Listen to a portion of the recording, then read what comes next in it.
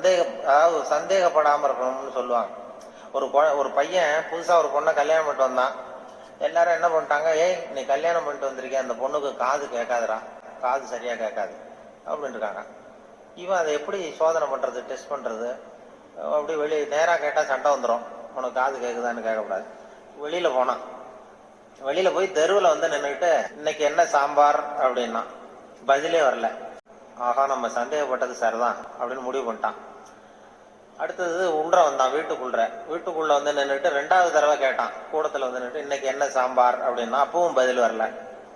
சரி, நம்ம மனைவிக்கு நம்ம சந்தேகப்பட்ட காது கேட்கல. அடுத்தது அடுப்பங்கரைக்கே போயிட்டான். அந்த பொண்ணு எதை சமைச்சுக்கிட்டு இருக்கு. அது கிட்ட போய் அது காது ஓரமா இப்படி காய வச்சுக்கிட்டு ரொம்ப சத்தம் போட்டு கத்துறான். 3வது தடவையா இன்னைக்கு என்ன சாம்பார்னு கத்துறான்.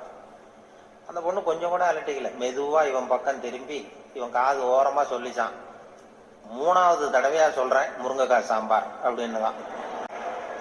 இவனுக்கு காது கேட்கல.